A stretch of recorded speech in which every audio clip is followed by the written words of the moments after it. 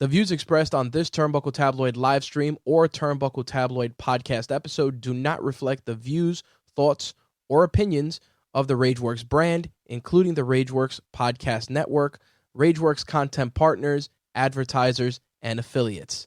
Viewer and listener discretion is advised. What's going on, everybody? It's your boy Jay, the Red Santee, and just want to let you know that yes, Olski and I have finally caved in. We've got ourselves a Patreon. Yes, Turnbuckle Tabloid has a Patreon. Patreon.com/Turnbuckle Tabloid. We've done it. We said, fuck it. If you guys want to be a part of the show a little bit deeper, more in depth, intense, get more involved in the behind the scenes and be a part of the show in a more intimate and sensuous ways, why not pay for it? Go to Turnbuckle Tabloid's Patreon at patreon.com/Turnbuckle Tabloid. You guys can be a part of it. Check out the tiers, things that might be able to fit your needs when it comes to us here at Turnbuckle Tabloid. So guys, please help us out here. It helps us to build the product, better audio, better apps, better programs, and of course, helps us to build us to be a better podcast, although we're awesome as is, but still, regardless, your contributions, your shillings, your bits of change could help us to grow here at Turnbuckle Tabloid. So once again, patreon.com/Turnbuckle Tabloid. Be a part of the extravaganza and the ridiculousness and buffoonery that is Turnbuckle Tabloid. Join us on social media and as well as all the podcasting outlets, and as always, enjoy the show.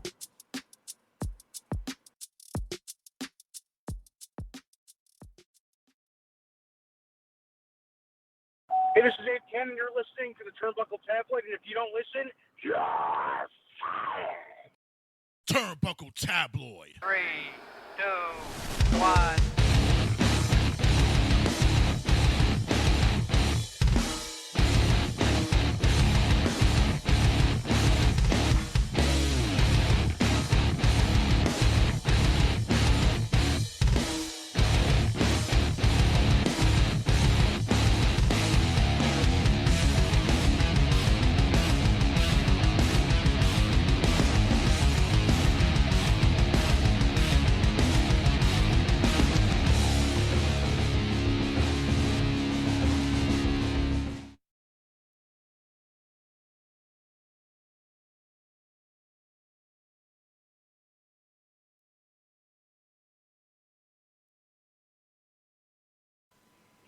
This is Vincent Kennedy McMahon. A couple of weeks, you have heard disparaging news about against my professional wrestlers. It's as though they were circulating that I initiated an agenda in which my wrestlers to go on social media. I must be honest, the stories were true. I do not want any of my wrestlers to be a part of social media. I made a change, and I had a proclamation to fight and basically make us come together, not only as a company, but as a promotion and as a family. So I, McMahon, bring to you Tice WWE. That's right, Sports presents WWE social media. It's a Vincent Kennedy McMahon creation. I'm gonna take all the other social medias and crush them, inject the poison, and get them out of our social climate. For instance, no more YouTube with Titan Sports presents WWE social media. We'll now have Mac YouTube. It is not YouTube, it's Mac YouTube. So all our WWE wrestlers, our talent, can go out there and film all the video content they want on Mac YouTube. But wait, there's more. You know that outlet where all those simple-minded, feeble-minded, little piss-poor video gamers play their Pac-Man and their Mario Brothers and Asteroid video games? Well, you know what? Now we have Mac Twitch. Now our wrestlers can really get out there and get their gaming on games like Mr. Do or Dig Dug and Burger Time with Mac Twitch. It's a site to play video games on. We here at Titan Sports WWE social media, we also have an outlet for where our performers, our entertainers, can share their thoughts, opinions, and other things on social media. We have Mac Bookface and Mac Twatter. Those are both their outlets where you can use to think about today's political climate, our current media, our day's events, and what you think about other wrestling promotions that's not tied to WWE. Our wrestlers can go on Mac Bookface and Mac Twatter. Although our wrestlers are independent contractors, I still own them. But to make them feel more free and feel as though that they don't have to go anywhere else, you can go to Titan Sports Presents WWE social media, or else you're fired.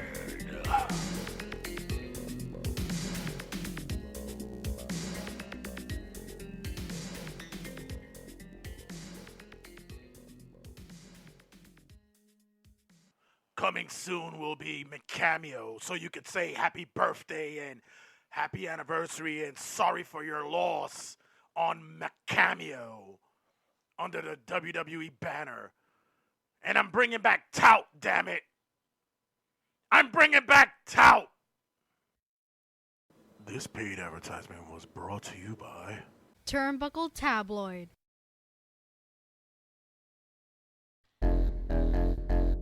What's going on, everybody? As you know, this is Matt Olsky from Turnbuckle Tabloid, but when I'm not here talking wrestling, I have another hobby, which is collecting Funko Pops. So if any of you guys want to check out my new page, the Funko Hub on Instagram, we promote Instagram Live, sales, raffles, and just talk about anything Funko related, what you're collecting, what I'm collecting, and supporting the community at its finest. So guys, check out the Funko Hub on Instagram for all your Funko needs and to support the Funko community together.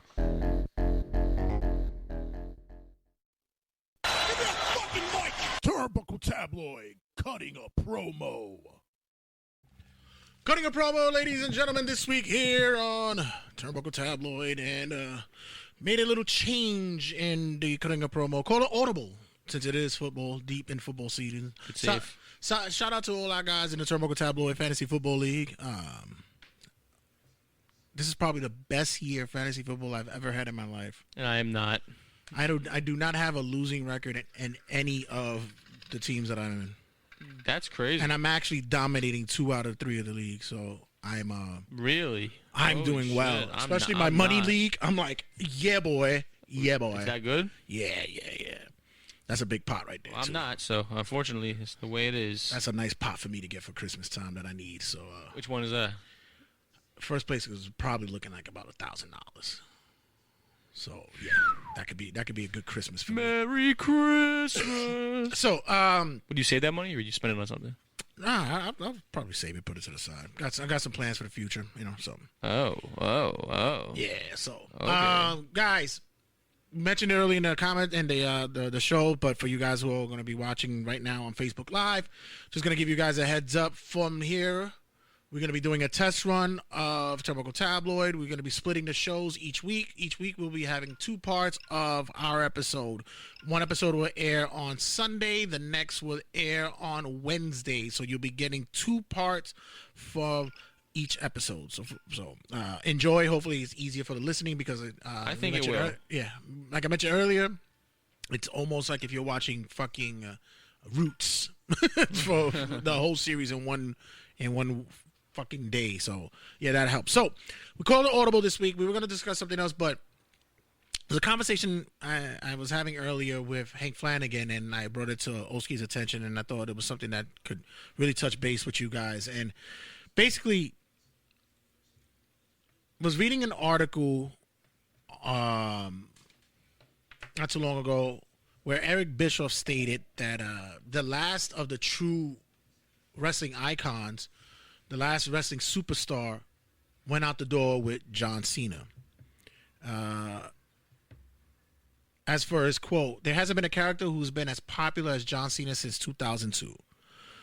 When was the last time we saw someone so popular? And when I say popular, I didn't mean people make a lot of noise and chant your name, or have 20 or 30 people waiting for you outside where they know you have to crash and park there to take a picture of you and post it on social media. No. That's not what I'm talking about. That's not being popular.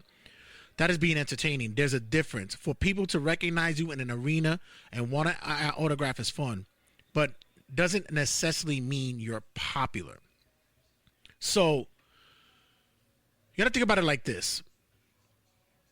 I always look at iconic individuals, not only in wrestling, but I look about it in sports as well. I look about guys who you could show anybody who is not even a fan of any area of that entertainment or activity, and someone would know right off the back who it is. I could show a picture of Al Pacino and somebody will go, they might not know him by name, but they'll be like, oh, that's the guy from Scarface. Right. Or I could show you a picture of Robert Downey Jr. and be like, Iron Man. Or just a silhouette of a bald head, and somebody will say Michael Jordan. That's icon level. Yeah. That's next level. I think once you become what's it called? Once you become recognizable from people outside of the hobby or the sport, you know you made it. Right. He goes on to say, when you're popular is when you make a difference. When you're popular, when you're popular is when you make a difference. When you are popular, it is when your T-shirts, your merchandise are sold at events and they reach the whole world everywhere. When you are popular and you are on television, it's when your segments or your times you're on television, you always overshadow most of the talents in that cartel. That is when you start to grow. When you're popular, you can star in pay-per-view 4 or 5 times a year over the course of 4 or 5 or 6, 7 years. We haven't seen that since 2012, folks. It's been 18 damn years without having anyone who's a real star. The guy, John Cena, was and still is a man who hits the barometer. I think he's more impactful than Hogan. In my opinion, I think he owned it. So. Joel mentions this. I agree with it to a degree. He was not the last, but there's no one at the moment that compares. Doesn't mean there will never be another icon, in my opinion. It's kind of tough because when you're looking at the spectrum of it's bold to say never again, but it's kind of tough when you look at the spectrum of what is going on right now. It's almost like it's hard to get lightning in a bottle at times when it comes to wrestlers. Like when you think about wrestlers in your game, your favorite wrestlers would be what? Of all time? Yeah. Eddie Guerrero, Edge, Shawn Michaels, Batista was up there. Right. So a couple of my favorites. But I love Eddie. With all those guys that you mentioned, did any of them have that it factor that says superstardom? Like Hulk Hogan type superstardom? Jordan. No. Wow, I'm thinking. I'm trying to even think. Derek Jeter, that kind of impact. Nah, I mean, I think they reached their limit in the company, but I don't think they were icon enough to branch out of the sport. That, like I said, that's the key here. Like you said, people who don't know basketball know Michael Jordan. People who don't know football know Joe Namath. I would hope they do, or there's a problem. I would, people who don't know wrestling know John Cena. But I think that also has to do with that he branched out of the wrestling game and became an actor himself. You think that has a factor to play into it as well? Because The Rock went to movies. That's why everyone knows The Rock. I think The Rock, they knew Rock from wrestling. I know, but that was a different era because wrestling at that time was still on the barometer of people. Yes, Stone Cold, definitely. sure. It was the FU to the bosses saying, listen, I'm not gonna take it anymore. He's another one, iconic bald head coming to the ring. His fucking his Guido chain with his leather vest or his jean shorts and stomping the mud hole on their asses, that kind of guy, right? On their asses. But another person who was on that barometer as well, that people to this day will look and go, that's my guy, was Goldberg. You're telling me. Yeah, Goldberg is the same kind of guy. Everybody will look at it. I could show him a picture of Goldberg and be like, oh, man, the spear. The jackhammer. Yeah, and this will be people who only watched wrestling for a small moment. Right.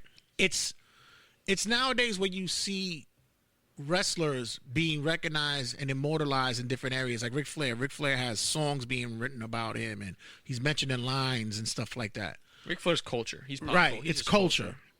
And that's a good way to look at it. Individuals being in the culture, which give some kind of levity to whether or not they're superstar kind of material. Like you said, Eddie Guerrero, charismatic, could probably charm the pants off of anybody in the room, but didn't have it. Didn't have that. And Shawn, another one. Shawn would shake up a room, be controversial and such, but still didn't have it. Yeah, but it's hard to compare a guy like Shawn Michaels, who was all in-ring work, all this.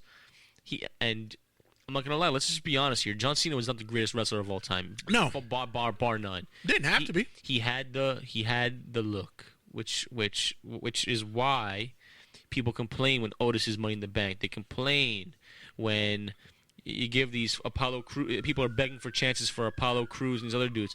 John Cena, you look at John Cena and you think this is the definition of what a male wants to look like. Right. This is the definition of what a male wants to look like.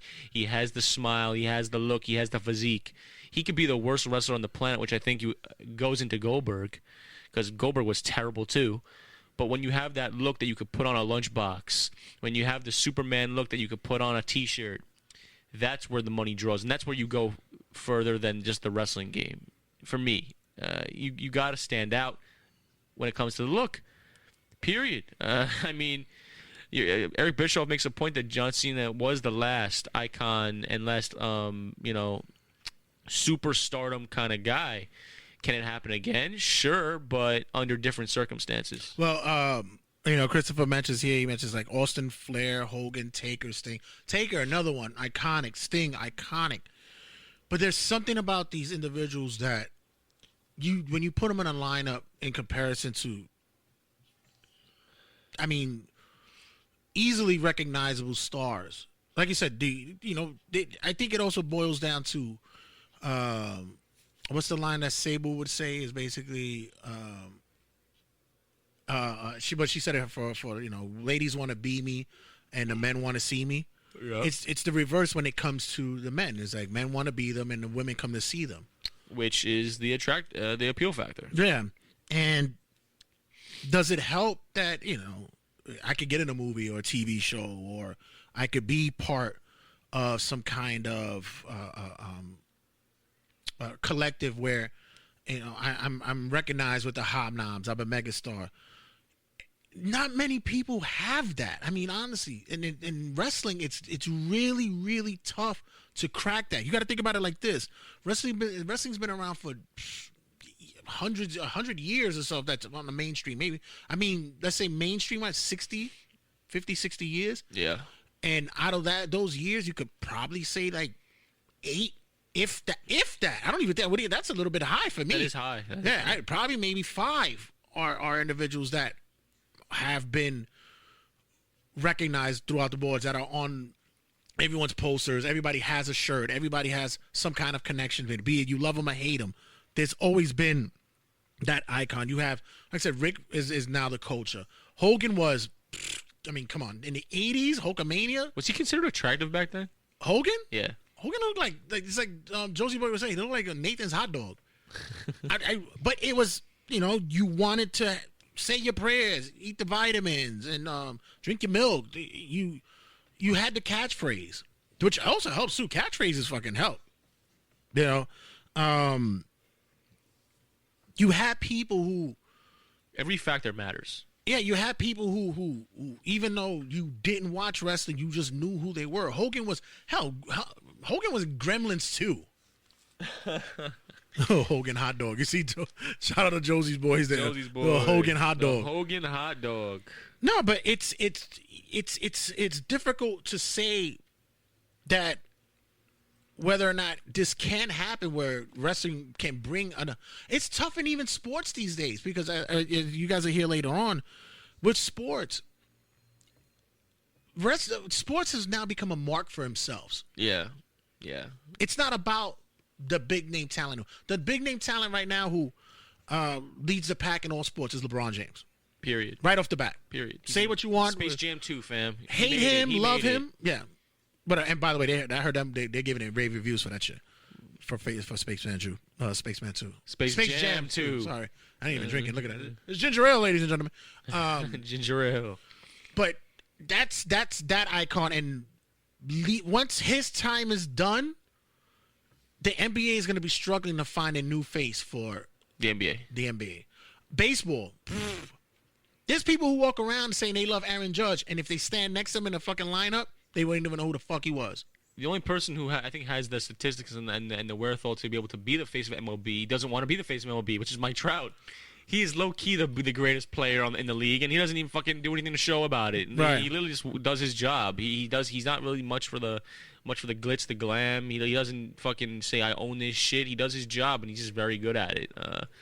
Guys, phone lines are open, 315-371-4367, 315-371-4367. I know it's a Saturday, it's early, but fuck it. We gotta get it done, motherfuckers. So, in wrestling, it's even tougher because a lot of guys come in, they don't have that look. They all kind of almost look like clone copies of each other. I even say about these Instagram girls. We look at these Instagram chicks on there, and it's like Posers. Guys, we're all showing each other and sharing the same pictures of the same girl. Overly sized asses, basically manufactured bodies. It's all the same fucking chick except with a different face. And sometimes they got the same fucking face too. Magically. But we still fucking look at them and we follow the shit like that. But in sports, it's different, and I think with wrestling, it's gonna be so much harder. You got a new promotion. You got All Elite, who's a year in, and who's the face of their company? Old WWE wrestlers. All of them. Moxley, Jericho, Cody. I mean, that's their face. Yep. I mean, you have Kenny Omega, the Young Bucks. You have these guys who've been overseas or whatever. Maybe in Japan they're iconic, but here. They ain't shit. Who? Omega needs to get that up because that's his problem. His problem is he was the king of Japan and now he's here and it's a different ballgame. I think AEW is having a hard. Turnbuckle Tabloid, who's this? Beautiful people, Josie's boys in the building. Wow! Guess who makes his return? The prodigal son has returned to Turnbuckle Tabloid. Oh, what is up, beautiful people? We were just plugging your show, the comeback of Call Me When It's Over. We were just plugging it early on in the episode, and wow! I appreciate that. How has it been, sir? How's it been since the break that you took? It was needed. I'm not gonna hold you on that one. It was definitely needed. I know it got to a point where it's like, even in the middle of quarantine, you don't want to keep talking about COVID. Like, I don't want to do that anymore. You know what I'm saying? So we just took some time away and got focused on life. That's it. So it's like we back and better than ever. Very good. Very good. It's good to hear. We miss you. Man. It's very. I miss you guys too, man. It's very frustrating when the first topic of the line is either COVID or politics, and you're just like, yeah, no, everybody else is doing that. I want to go back to dick jokes and farts. I'm going to go back to the fart jokes. I hear your opening salvo every week. I understand the stress. So we're talking about icons, and this you're a perfect person to call in because you being an artist, you have artists who have made impact in the industry that are renowned.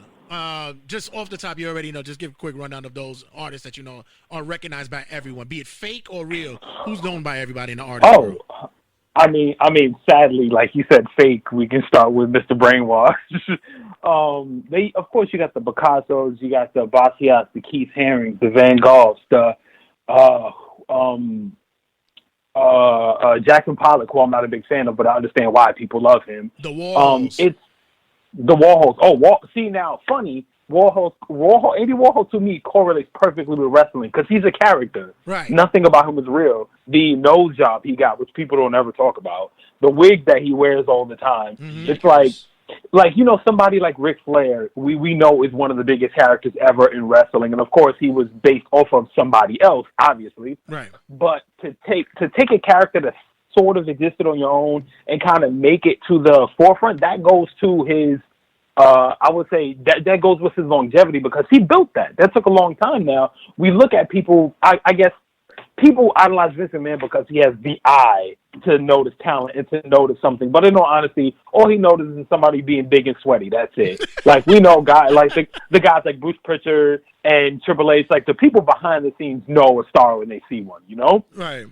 And it's true. It's going to be a long time before we see another John Cena. And like you said about LeBron James, same thing. It's going to be remember when Michael Jordan left in '98, even though we had Vince Carter about to come out, we had Jason Williams and all these people, the league was dry until LeBron was drafted. Yeah. We had Kobe, but Kobe was exactly what Matt said. Mike Trout would be a guy that came and did his job, and that was it. Right.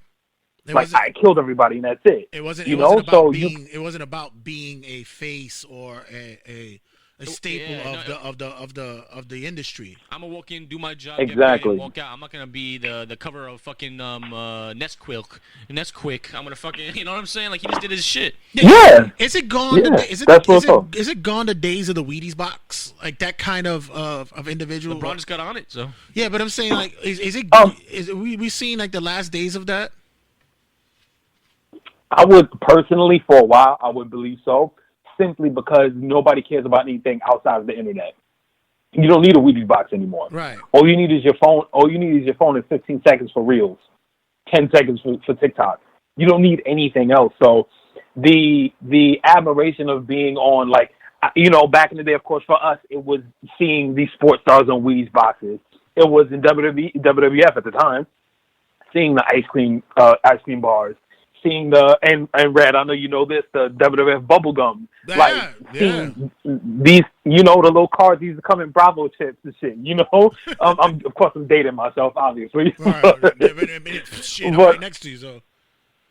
You feel me? But it's like, those things are low-key dead because with the advancement of technology, I don't need to go to the supermarket to see you anymore. I have dibs on you all times of the day. Like, you are always posting on your stories, or I'm watching to see what's your next move, or you're on YouTube. Like, you can just find everything out instead of waiting to see, LeBron James is on Wheaties. He's 6'9", 200 or something pounds. Like, oh my God, I didn't know that. Right. No, I can just fucking Wikipedia you and know everything now. Yeah. And it's gotten to a point to where, and I mentioned earlier, I said the sports now, they're not marketing the individuals. Now they're marks for themselves. They want to put the activity over, and I think wrestling is at that point right now where they also know that even the Impact Wrestling, the Ring of Honors, those companies, they can't even scramble to find their that face, that image for their company. Mm-hmm. And when you see a guy like John basically walk away, regardless if you love him or hate him, it's like I said, it's almost like a day of the dying icon. It low key is, and I mean, to see somebody like we watch, and we're not, people like us, we're not just Attitude Era guys. So we watched the Stone Colds be brought up. We watched Undertaker become who he was. We saw the I mean, you being a little older than me, but you saw the very beginning of Hulkamania, and I'm fall dead into the middle of it. Right. And even on the WCW side, we had the Lex Lugers and the Ric Flairs, but to see somebody like The Rock leave, see Stone Cold leave, see Shawn Michaels leave, see see Undertaker come back every once in a while. To watch all of this end all at the same time, pretty much, and for WWE to have somebody like John Cena was a godsend. Now that he's gone, like you said, these promotions are clamoring to find a face. 'Cause when it comes to business, you have to be connected to something. We're not going to buy into something if we don't have a face for it. Like, Chanel had Coco Chanel and Karl Lagerfeld. Louis Vuitton had Kim Jones, and now Fendi has Kim Jones, and Dior has Kim Jones. Or you got, like you said, the NBA has LeBron James. Like, WWE, like, you see somebody like Drew McIntyre. Like, if I see him in real life, what you said about the men come to see me and the women come to see me and the men want to be me, that's Drew McIntyre. Like, you know how many men want to look like him? Yeah. Not just to be a white guy, but like to be fucking. No, he walks out, he oozes sex appeal without even having to try. Right. Yeah. Right. Like, I want to be him for Halloween. And that's real talk. Like, people look at him. Damn, I want a beard. Fuck, I want my chest to be hairy like that too. Like, he walks in the room. If he walks into a bar, he's the guy that guys want to be around to buy a drink from, to see what you do, to buy a drink for, to see what you do, and the women are gonna be all around him. So it's like, it's funny. But then, go ahead. I'm sorry. It's funny you said that because I was having a conversation and it was mentioned that Drew can be that guy, and I said, yeah, but you know what? There's still that something missing about him. It's like, Fans? listen, it is. Listen. I stood next to this man at an event, and even I even held my chest like, ooh, Drew. It's like, Thanks for saying hi. it's like, ooh, is it hot in here? So I pull it on my collar like, ooh. But even so, like, there's still something missing about him, and it is. Maybe in time, and everybody even says the same thing about Roman, but Roman looks like every other fucking Samoan we see, though. I'm not gonna lie, it's like he's just he's like a better looking Samoan. He does, but he has, like, granted, we're never going to have, well, I can't say never. It's going to be a long time till we have somebody as close to, as electrifying, quote unquote, sorry for the pun, as The Rock. You know what I'm saying? Like, that's once in a blue moon talent. I mean, well, that's once in a blue moon arrogance, I should say. He backed it up with his work ethic, don't get me wrong, but, like, right now, because everything is about profile pics and popularity, Roman looks like he can sell porn. He's good. Wow. He's good. He got his OnlyFans with fucking getting it going. He'll be good. Yeah, like, he's good. He's good. You know what I'm saying? Like, I've seen women see him on TV. Red, you were sitting next to me. We've seen women see him on TV and go, "Oh my God, he's beautiful." Yeah, they do that. Like, they do that little squirm, and it's like, It's like, what the fuck? Oh my God. Fuck me, damn. But right now, when it comes to like icons, I feel like people kind of force it. They're forcing it right now. It's like everybody has to be legendary and everybody has to be amazing. Like, you don't have to be legendary to be remembered. Yeah. Everybody remembers Matt Sydal taking that RKO. Yeah, exactly. But Facts. that's it. Like, you can have your moments and not be legendary, but you do have to have the face of something. But even if it came to, like, even though it was a downtime in WWF, like when they were doing the New Generation thing, to have multiple faces for multiple reasons. Like, you have all this talent in WWE. You have all this. Well, Impact is doing pretty good. I'm not gonna knock them. Impact is is decent right now. But you have all these. Like, you look at NXT. Like they say, we are NXT. You can just pick faces from NXT. Yeah, WWE, as wrestling fans, we can pick faces, but the company can't put faces together. Yeah, that's the issue. It's like they can't pick. Hey, right here it's like, oh, Bianca Blair's on SmackDown now. Let's make a new women's revolution. Oh, we got AJ Styles here. Let's make this not just a high flying thing, but like the smaller guys to take over the Giants. So you remember how big it was back in the day where Ray was taking out everybody? Right. Not believable in real life, but it happened. And he's another one that a lot of people would say, had that moment where he could be iconic as well, but still didn't have it either. But let me ask you guys something real quick, because I truly think that the art of having an icon like John Cena went away the second that social media came to fruition, and I'll tell you why. Ever since John went away and social media became a thing, and the wrestlers started using their social media platforms to get themselves over, when was the last time that we as a fan base accepted the face that we were being pushed down our throats like John? None, because None. exactly. None. We None. didn't want it. We didn't want it. None, and a part of it has to do with, maybe them not having the it factor. But I think a big chunk of that issue comes down to we know now. Like we always knew it like behind the scenes, but now social media has shown it's in my face that if Vince wants to shove something down my throat, this is what's gonna happen. And I think as a human being, I'm just not gonna accept that shit. So I think ever since John's left, it's been, I don't care who you throw my way. If you're giving me this guy who you want as a face to be the face of the company, example Roman Reigns, I don't care how good you are, I'm not fucking liking you. Go ahead. No, I'm sorry. Go ahead. Yeah, it's because now we're jaded. You know why? Because icons, and main eventers and big name wherever sports it should come organically. Yes, and I think not because of social media and because of the way we see things with all these news reports. Breaking news: Vince McMahon supposedly really loves Keith Lee and wants to throw him to the front. I'm like, now I don't like you because now I know now I know the deal. Yeah. Joe, See, but here's the thing. Because we dealt with that back in the day, but I would say the internet killed a lot of stuff.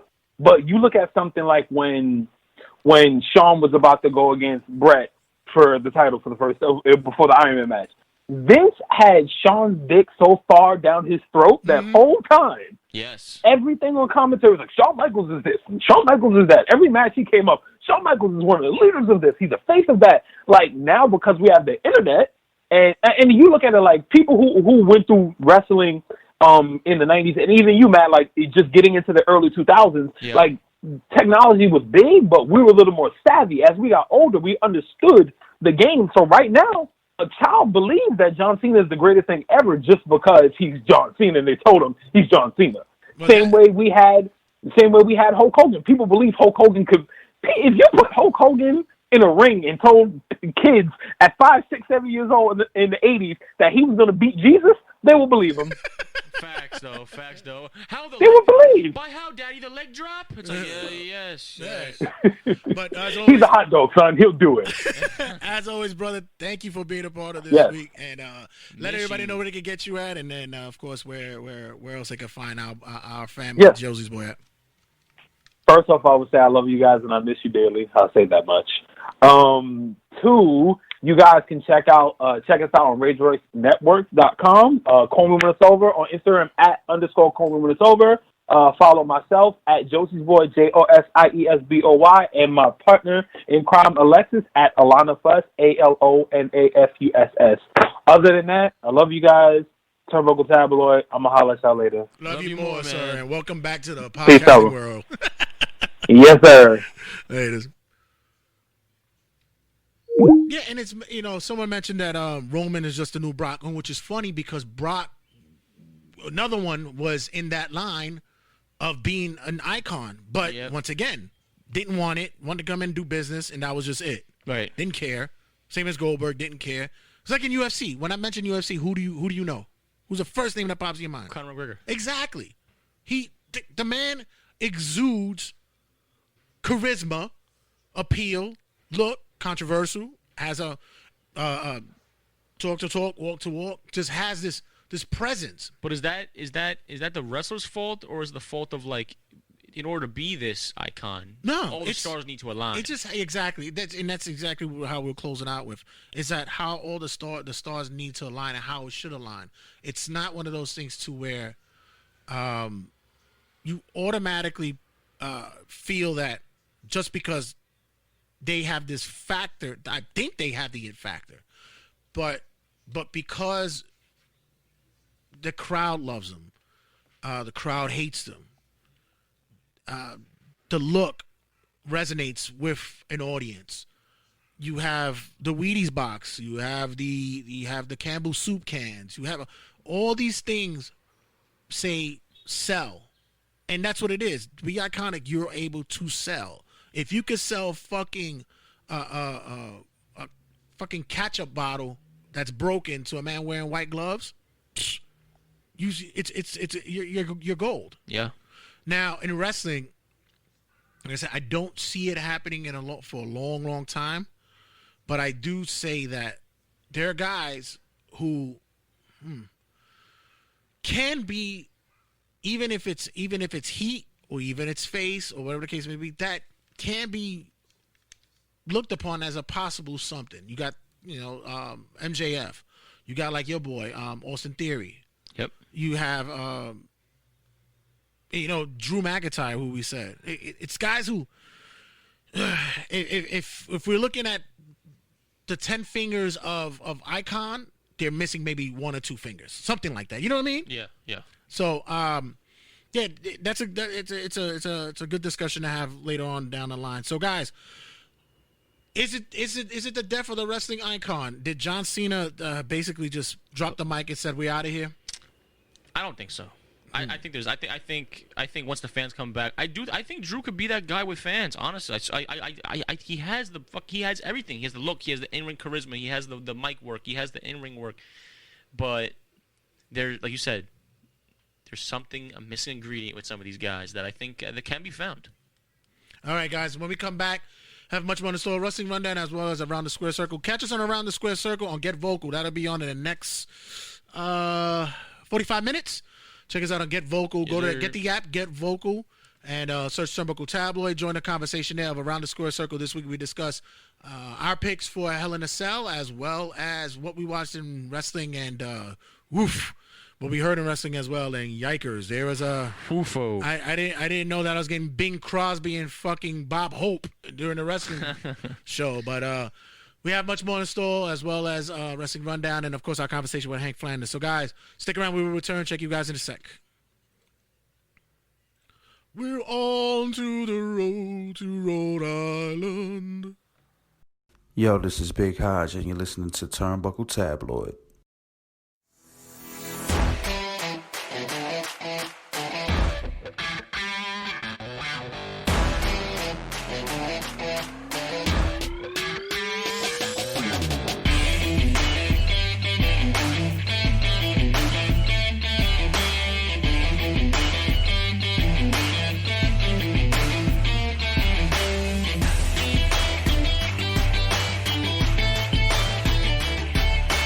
Aside from maybe Ocarina of Time, which I think is the greatest game of all time, that's the best role-playing game, Pokemon.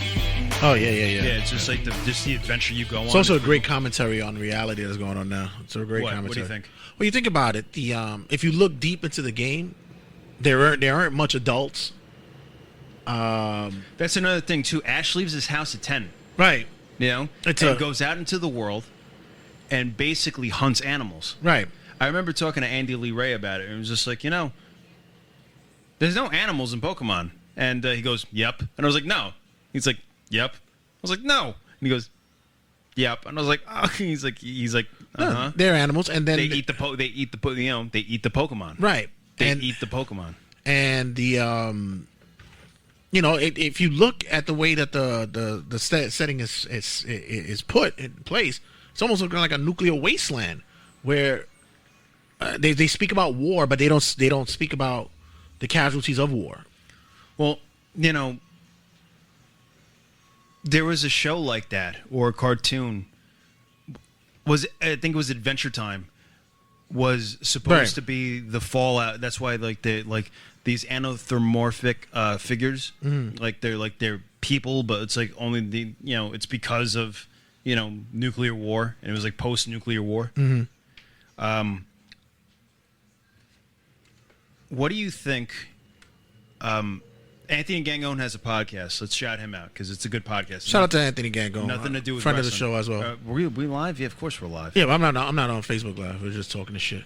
Yeah, so... But guys, in case you guys don't know, as always, I have our boy sitting in, Hank Flanagan, for Hank's Happy Hour. We do this every time. We just put the mics on and just go. We just put the mics on just and go, rip it. and then you say... and then just rip it. And then you just rip it. So he has this podcast called the Chillin' and Killin' Podcast. Yeah, it's the horror podcast, right? And I've been a guest a few times, and I wasn't a guest on the Terminator one, and I was really upset because I honestly believe... And I used to indulge in extracurricular activities that made my brain all loopy. Mm-hmm. And one time I was watching that series with my brain all loopy, mm-hmm. and I convinced myself that if the world was going to end, that is the way the world is going to end. Well, with Skynet and shit like that? Yeah, absolutely. Of course. Why, Yeah. what other way it would go? No, it's a nuclear war. Of course. Aliens could come down, you know what I mean? But that, to me, is the most realistic scenario, is that machines become self-aware. I don't know. I was looking this up last night. There's a robotics company in Hong Kong where they created a cyborg that like looks human and moves. I can't remember her name. You see, that's a problem. I called it her. It's not a her. I used to tell my ex-girlfriend this all the time when she called out Alexa. She goes, "Oh, tell her." I was like, "It's not a her. It's a machine. It's a machine. Stop calling it her. Just because we gave it a human name. Right. It's not a human. It's a machine." And the thing is once something becomes self-aware, right? We have rights. The only reason, and this is a good any philosophy fans out there. I think it was Descartes who said, "I think, therefore I am." Mm-hmm. And the only reason that you exist is because you think. Because you're able to have thoughts, and if you're able to have thoughts, you exist. So if artificial intelligence is able to think, then they have rights, and if they have rights, they could ideally love, and if they could love, they could also hate, and if they could hate, they could kill. Well, there's a book. I was a huge Michael Crichton fan, a guy who wrote Jurassic Park, and he had a book called Prey, and the novel is basically about AI and how fast technology advances the not only the creation but the creators as well. Mm-hmm. So much that the outside world don't see the difference between the creator or the created. Right. And you start seeing the development of the AI. And it was a really deep book. And it's one of those books that was never made into a movie. A lot of Michael Crichton books were made into movies, but this one I was waiting to see be made into a movie. And it actually touches upon that base of we begin to give them life when at the end of the day we're not realizing it's a machine. It's just them. It's just them. Yeah. We exist. Animals exist, right? Mm-hmm. This is where the concept, we spoke about God a couple podcasts ago. Through the summer, we spoke Mm-hmm. about God, and the reason that, and I have faith. I'm a man of, no pun intended, a man of faith. I am a man of faith, and the reason I have faith is just that. Because faith is faith. Mm-hmm. I take, they call it a leap of faith for a reason. And people can't take it away from you. Well, you have to exist. I believe that there's something out there that's greater than the self, mm-hmm. right? So if we collectively believe that we are the most important beings in the universe, it's just a very selfish idea, which is wherein lies the concept of sin, right? So we create artificial intelligence through unnatural means, right? Natural meaning we don't reproduce artificial intelligence, right? We don't, and you need feeling to reproduce. Most of the time you need feeling, right? Whether it's extreme anger in the form of rape or in extreme love in the form of lovemaking, right? You have a daughter, right? Mm-hmm. You've mentioned her here before, right? And as much as you maybe dislike your child's mother now, at a point in time, there was so much positive feeling, love that created her. That created her, right? Whether the love, we're not creating this. I'm picking up my phone right now. If anybody, we're only creating this to make our lives easier, right? Which I think is the antithesis of being a human being. Excuse me while I pick up that phone, that word that you just dropped. Sorry, that was a heavy word that you dropped. Well, we're not supposed to, as human beings, we don't thrive under easy conditions. No, we don't. We always thrive under hard conditions. We grow under difficult situations. It takes pressure to make a diamond. Exactly, right? So the fact that even though this is a great tool to use, right? It's an excellent tool. Like if you want to know something, I have a portable encyclopedia in my hands. Mm-hmm. It's fantastic, right? If I need a map, I could pull it up in my phone. If I need, my bank, I could pull it up in my phone. But to rely on it so heavily, the way we do as a society now, and you walk out the door. Many of people have I used to they do the check. It's wallet, keys, phone. Phone, wallet, keys. Phone, wallet, keys. Before it was just a phone, keys and a wallet. Keys and wallet. That's it. Keys and wallet. Two things. Keys and wallet. That's all you need, right? Now it's a phone, wallet, keys. Phone, wallet, keys. Phone, wallet, keys. Phone, wallet, keys. I drove a cab, and people would I would be ready to go once they got out. They paid their fare. They gave me my tip. Had to go. Oh wait, my phone. Usually it was women. Oh wait, my phone. My phone. You know what I mean? I'm not going to steal you. I don't. But want is your that phone. because? All right, is it because of the need, the necessity for it, or is it because of the expense of the worth? Because I don't think people would have much attachment to it if it was a $50, apparatus. I don't. You think so? I think there might be a bit more to it. Yes, there is that. You basically hold your livelihood to it. You do, and put so much into it. But if you have a cloud. You have extra storage outside. You have a security to where if you put your locks and securities on, no one can get into your phone. I don't have a significant other anymore, and I still have a passcode on my phone. Of course, I do too. But my purpose is because I work. I work with children. They're not looking through my phone, right? But why do I have a passcode? It doesn't matter because somebody could get something can get your phone. You don't want to leave it up to chance. If you had a $50 phone. And it just went away. You could be like, I could buy another $50 phone and just download everything on the phone. I think there's a thin line between that. But I think also is when it becomes more you're a slave to it. When everything is just. But we do. Okay, fine. Like you and I are having this conversation right now, right? Yeah. And the only reason why I would be picking up my phone right now is because I'm waiting for someone to come. Right. But other than that, or if we're doing the show, I want to see if I'm getting alerts or anybody's asking me questions about what's going on here, right? Right. Other than that, my conversation's here. Right. This is why I have you here. But we're being professionals right now. Right. But there's also people. There's also a stigma to where this apparatus, this tool, defines me as well because everything I have, my pictures, my music, my books, everything is on here. And I can't let this go because I need to see what Joe Schmo from Idaho is doing with his cats. So I think I'm looking at women, bro. That's what I'm looking at. Now, here's another. No homosexual here, sir. I'm looking at women. No, I'm just looking at it's when I look at thoughts on Instagram. Never like their pictures though. Never ever give them never give them satisfaction. Nope. Never give them satisfaction. Fuck them.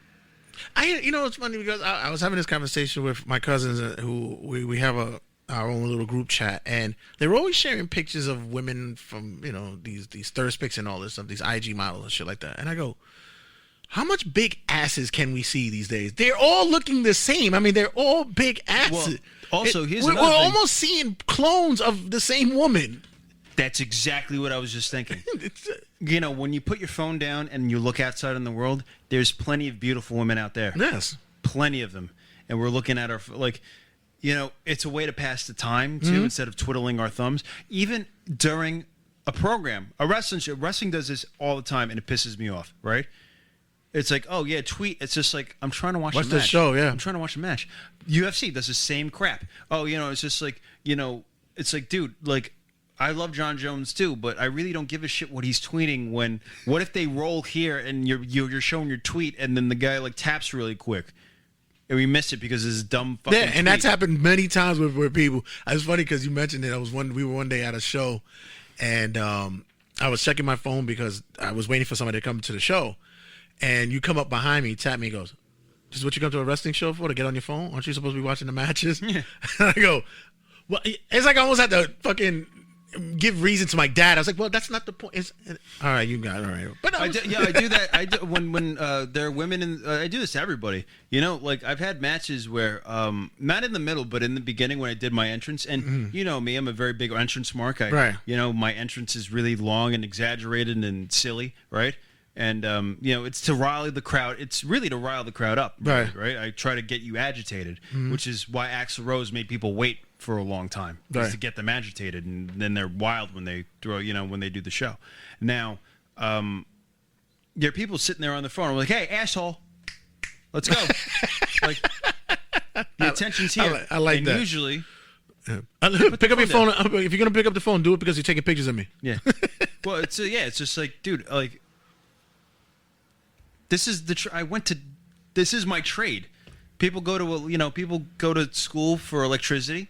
People go to trade school for plumbing. People go to be a teacher, a doctor, a lawyer. I went to wrestling school. So you paid $20 to sit on your phone? Like you ridiculous? Yeah.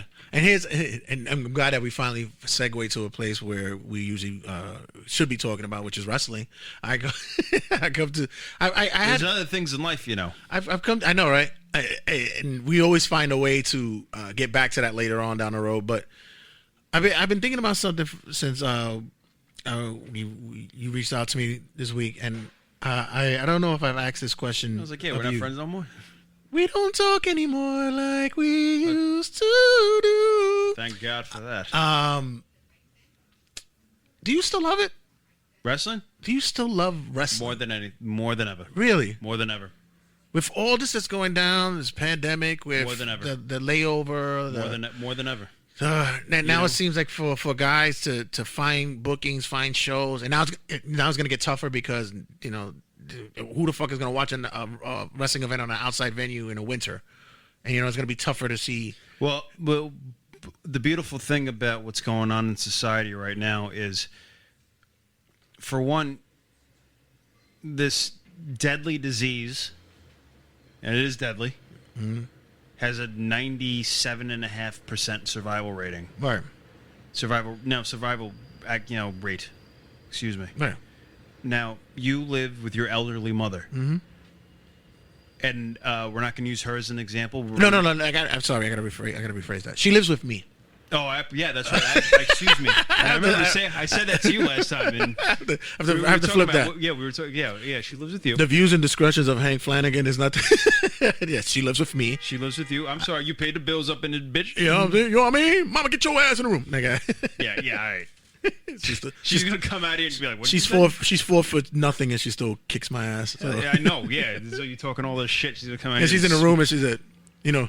So no, yeah. Smack your jaw off your face, bro. Like, she's Puerto Rican. That's what shit happens. So yeah, I understand this concept.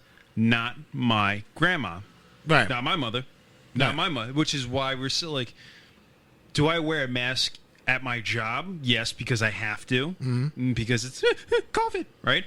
Now, I'm not saying people can't get COVID. I'm not saying people can't die from COVID, but most likely, you'll get sick and you'll get over it. Now, I've had a friend who was very sick. Mm-hmm. I'm not going to get into why he got very sick, but he got very sick, and I'm glad he's all right. He hasn't really fully recovered all the way. He's recovered. He doesn't have COVID anymore, but, he hasn't... he has the repercussions from it. He has the repercussions of COVID. You'll have the repercussions of a lot of diseases. It's a disease that's entered society. Bill Burr made a good point. Gotta refer to Bill. Yeah. So he goes, it was a special. He goes, I'm so pro swine flu, it's insane. Right? He goes, we need a plague. He goes, Mother Nature is trying to, thin the herd, and we won't let her. Well, that's an old Carlin line as well. Yeah. Carlin does the dog that the earth would be like a wet dog and just shake off its fleas. Yeah, it's just like the earth would shake us off like a bad case of we're not. The earth will be just fine. And the thing is, I'm not saying that hey, use condoms, everybody. Hey, broad dog it all you want. And I'm not saying it's because you're gay that you get AIDS. That's not true either. Anybody could get AIDS. Right. But when you have sex of anybody of identifying any sexuality here, so I'm covering everybody. Yeah. Now, if you want a raw dog and have multiple different sexual partners of any kind of gender, you're rolling the dice. And you get a disease and you happen to get very sick and die, like, dude, there's a reason in the Bible they tell you all these sexual sins. It's like, yes, God doesn't want you to do that. But also, like, dude, like, but your dick's going to fall off. Here's the thing. You know what I mean? Like, here's the thing. This is because, This is the thing with the pandemic and such and COVID and all that. To me. You had to tell people to wash their hands, right? Bro? Like, and it's funny you say that, wash their hands? It's funny to say, but it's true because once again, are we doing that already? I'll go back to your. I'll go back to your mention of the Bible. The Bible was basically written just as the Torah, just as the Quran and all that. These are books that were written because, honestly, people don't know how to fucking behave. True. People don't know how to People fucking. don't. People didn't know how to fucking, abide by what humanity is, what it is to honor thy fellow man, honor thy living existence with others. So people needed a fucking rule book. The Bible's basically their instructions to Monopoly. So with nice stories in it. My thing with COVID is we would have been done with this if people would have just has said, look, just chill the fuck out for a couple of months. All right? Just chill out. You don't have to go to fucking Cancun every fucking week. You don't have to dine out all the fucking time.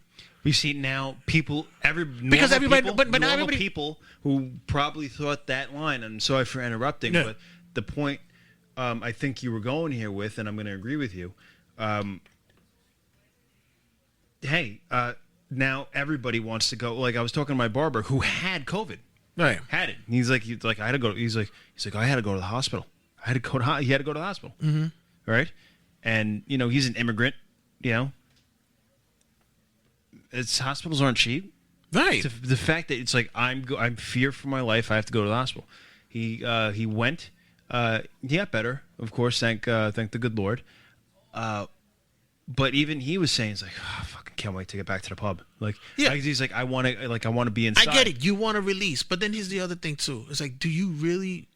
Like you mentioned the sexual, that sexual contact and having sex without protection and all that. Do you really want to play fucking Russian roulette and roll the dice on this shit? Because to this day, they'll tell you, and we've even had it early on in early episodes. We're like, yeah, it's a super flu, whatever the case may be. But do you really want to roll the fucking dice? And like I said, I'm not saying you in general, but people, because like I said, I'm essential, frontline guy. I'm in the hospital every fucking night. I hear it, I see it, and all. I just had a conversation with a former coworker where a patient came in, cardiac arrested twice within 15 minutes. Just last night. Yeah. Patient only came in with about 30 on their CO, their CO level, their C2 levels, 30. Usually the norm was about above 90. That's where you're supposed to be, it's above 90. And came in at 30, was resuscitated twice, got their levels back up to 60. Don't know whether or not this person's going to rebound. And the only medical condition they had was light stages of diabetes. Nothing cardiac, nothing respiratory, nothing of that. 49 years old. Looked like they said the person looked like could have been 30.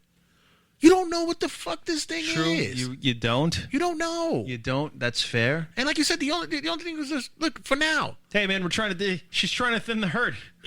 But even so, she's trying to thin the herd. Yeah, but do you want to thin the herd on your mother's account? That's on exactly on your sister's account, on your fucking cousin's account. Yeah, that's the thing. Yeah. It's just like no, not my family. Yours, not mine. Yeah, yours, not mine. It's like. Is that what we're looking at?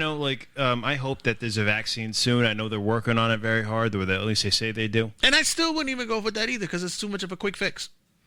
For something like this? Vaccine. Hey, listen, you need a vaccine. Of course you need a vaccine, but I don't want something that I could get tomorrow at fucking at Rite Aid. Well, here's the thing with that too. I was just thinking about like how they're gonna have to. They can't mass produce it all. Like there has to be trials and test runs. Yeah, exactly. So people make sure they don't. Pfizer's already talking about that they've done the runs. That one company in England. It's always England. England always have these fucking hiccups. Where somebody already died and they were in their 20s. They weren't sure whether it's because they gave them the vaccine or it was because of the placebo that possibly. You don't fucking know. This is a fucking crap game. I hope their family gets paid. But the only thing right now is like, listen, wear a fucking mask right now. And the big thing too is that people are like, I'm not gonna wear a mask if I go to fucking if I go to Target or I go to Walmart, and it goes, yeah. No, I'll go if I'm indoors somewhere with a lot of people. I'll wear a mask. If I'm walking down the street. I'm not wearing a mask walking down the street. I'm sorry. And I'm with you. If I'm not, if it's not a crowd, I'm not sorry. I'm not doing it. If I'm not in a parade route, if I'm not in a fucking, I'm going to breathe fresh air. Right? Pal. No, that I get. I do the same shit. If I get on the subway, I'm put a mask on. If I'm in my, in the store, I put a mask on. And I put a mask on, really because the shit is a fucking liability to the store, and I respect them for that. It's just like, Yeah, I understand. it's like no shoes, no jacket, no service at a restaurant. Right. That's their fucking rules. That's what they have to do. Absolutely. So I respect it, because you go into a Target or Walmart, you get COVID, all of a sudden now you have a lawsuit against. Oh, they didn't tell me not to wear a mask. Now you got a lawsuit. No, of course, yeah, it's a liability. So. That's the thing that pisses me. And I always said the people who don't people who don't follow these rules. I'm training in a gym, right? A wrestling ring, right? And they're like, Department L, put your mask on. I'm like, I'm sweating on the guy. I'm sweating on him.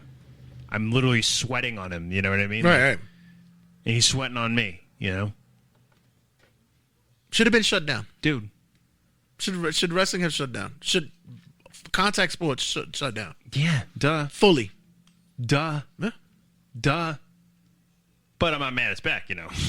No, I get it. I see, listen. I think it's still, you know, when I watch UFC fights, I think it's stupid that everybody's in a mask but the two guys fighting.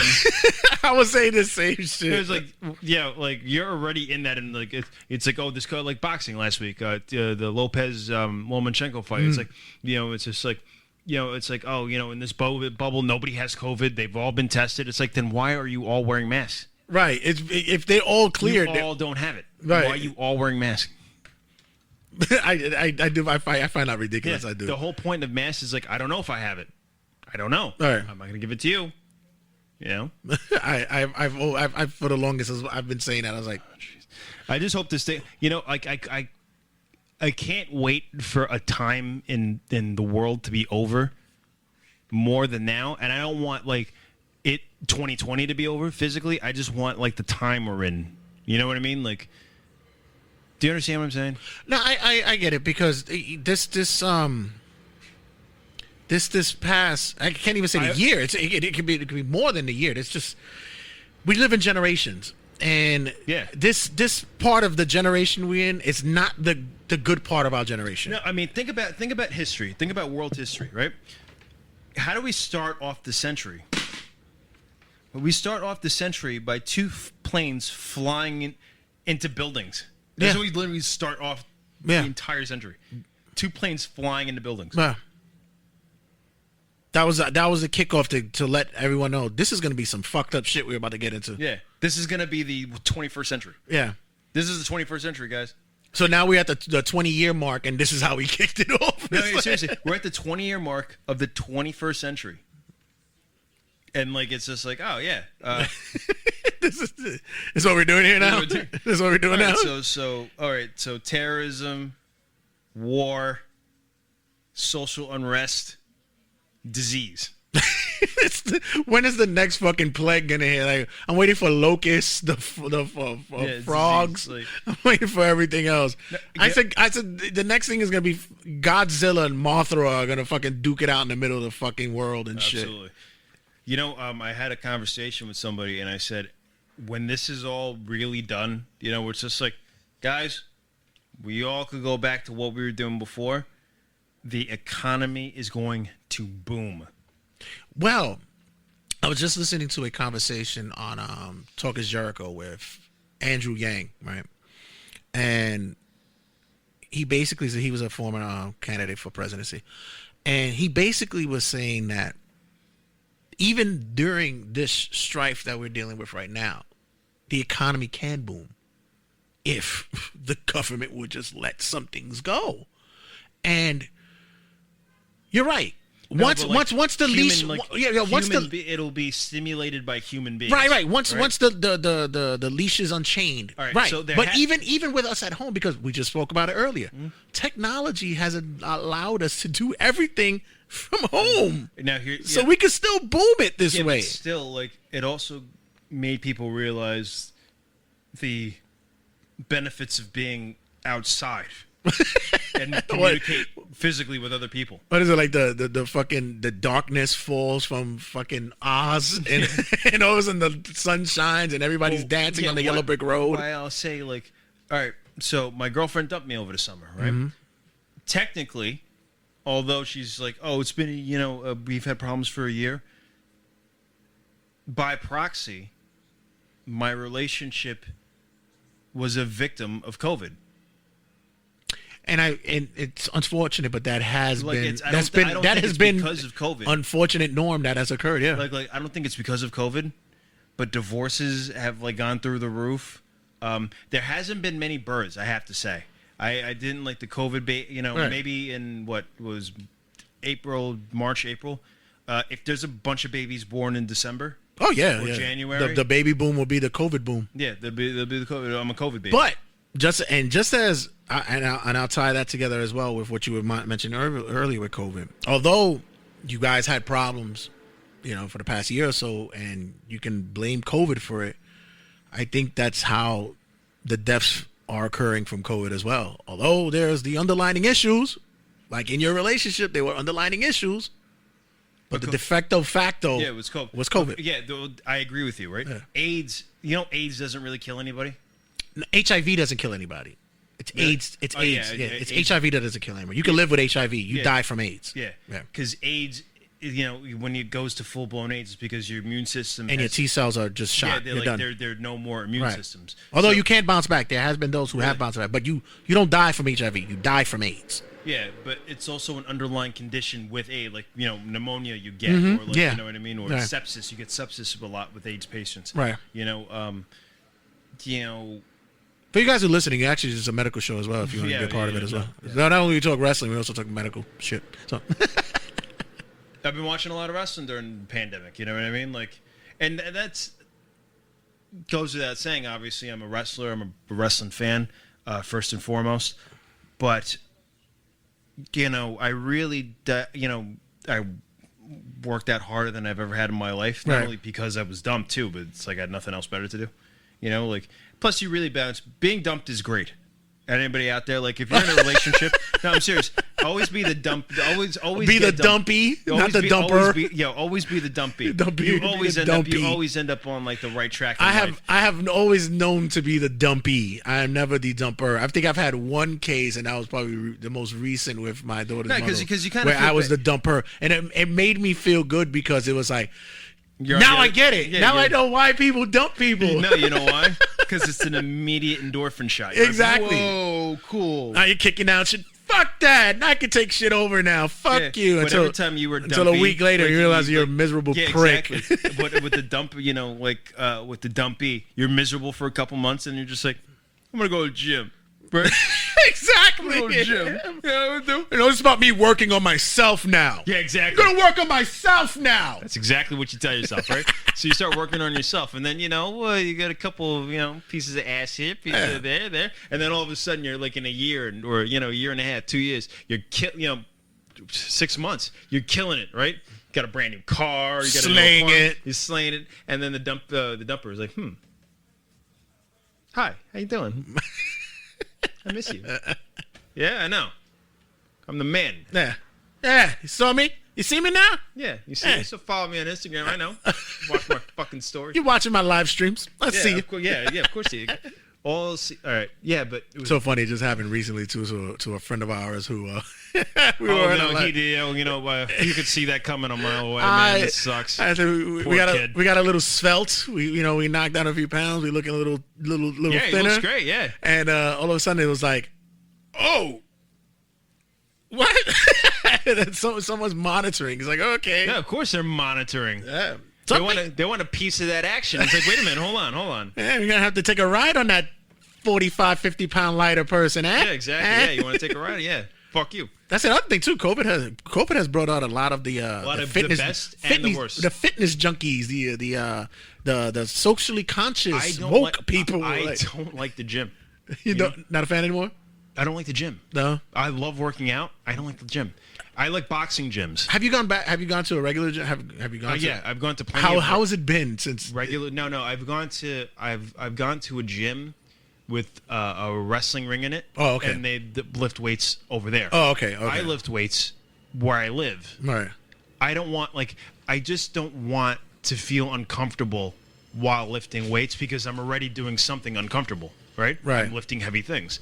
And just to stand there, to have somebody kind of like eyeballing you at the side of his eye and be like, yo, bro, like, you know what I mean? It's like, dude, can you shut the fuck up? You know what I mean? Like, You gonna be on that for long? yeah, I am. I'm going to be on here for 2 hours. You know what I mean? Like, You might want to find another yeah, fucking boxing machine. gyms. It's like, all right, we're all going to do like, there's a drill sergeant, and not a physical drill sergeant, Right. but the master of the gym. Right.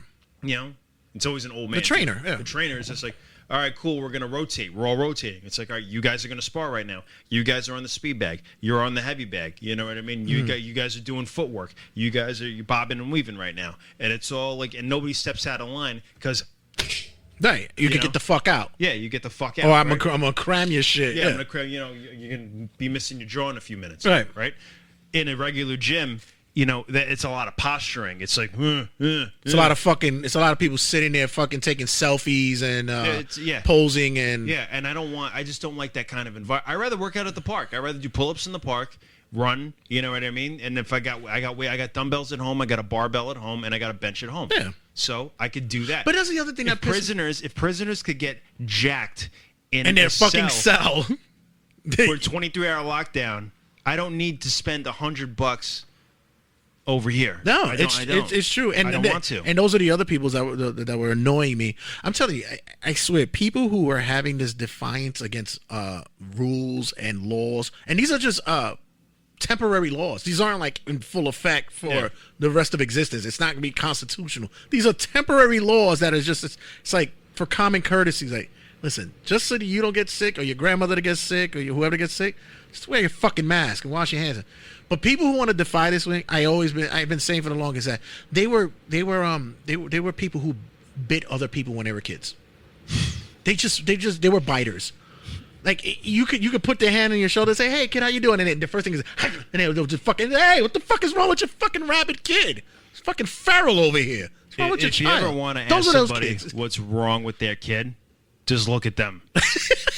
What's wrong with your kid? Oh, man. There it is. There we go. Yeah, so I love wrestling. Wrestling, and I've said this a million times, and I'll keep why saying did you mentioned that you said that you love it more now? Why?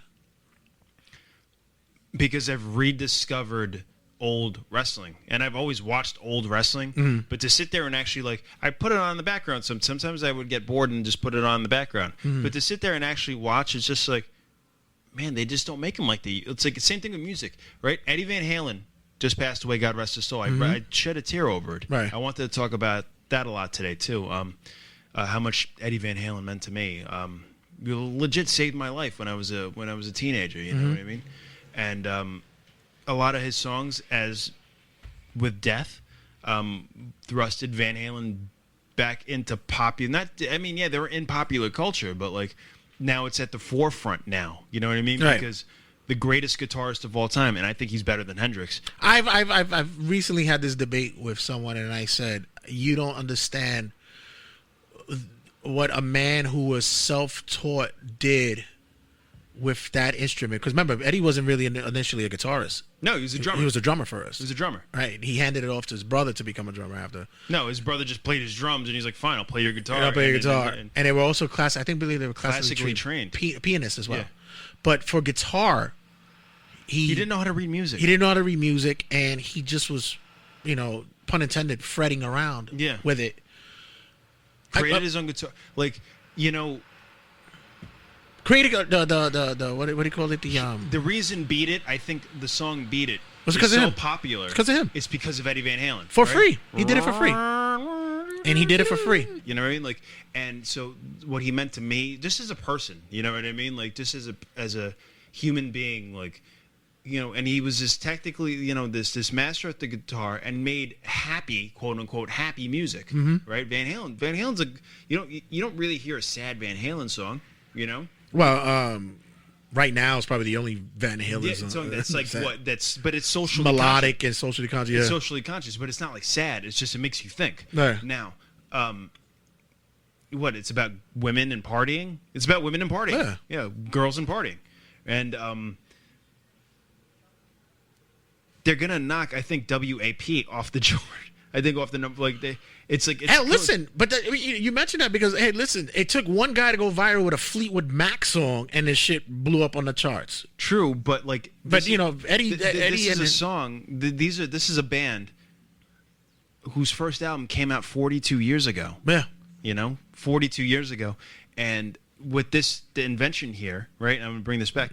Has made us nostalgic. Has made millennials, especially for people to know, nostalgic. Right? He held up his phone. It made us nostalgic, right? I love stuff. I was born in 1990, and I love stuff from the 80s, the 70s, right? You're a classic soul. You're an old soul. I appreciate it, right? Boxing was different. Like I was watching Mickey Ward highlights. It was like, and Lomachenko is the greatest boxer right now. It's just like Floyd Mayweather. It's like I don't think Floyd could have handled, Hagler. I don't think Floyd could have handled like Arturo Gatti. No, he could. No. Mickey Ward. No, that would have been a left hook to the.